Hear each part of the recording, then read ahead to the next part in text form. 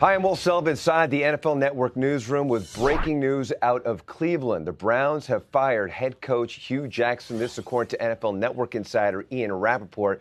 The Browns coming off a loss Sunday to the Steelers. The Browns ended up with a record of 3-36-1 under the tenure of Hue Jackson. We now bring in Rap Sheet as we speak. And Ian, why did the Browns decide to make this move right now? When we knew that change was coming, that's something we talked about yesterday morning. Clearly, the dysfunction going on with the Browns was not going to continue, and they had a couple different ways they could go. They could do what they did, which was fire Hue Jackson and just make a clean break from what clearly was a mistake, really for more than the last 2 years. Just a coaching staff that was not able to get anything from its players. Another option they had was to move on from offensive coordinator Todd Haley, just considering the angst and tension going on between Hue Jackson, between Haley. They met for a long time this morning. Ownership Jimmy Haslam and several of the power brokers, along with general manager John Dorsey.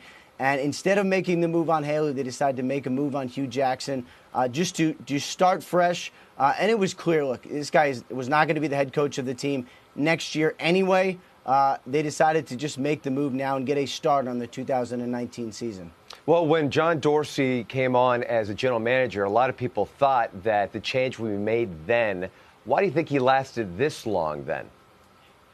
Well, it sounded like he really wanted to give Hue Jackson a chance to be a head coach and to run the sort of renewed, rejuvenated players they have on the roster. And Hue Jackson did that, and really what we saw was mistake after mistake and error after error. Obviously, there was very little to like here.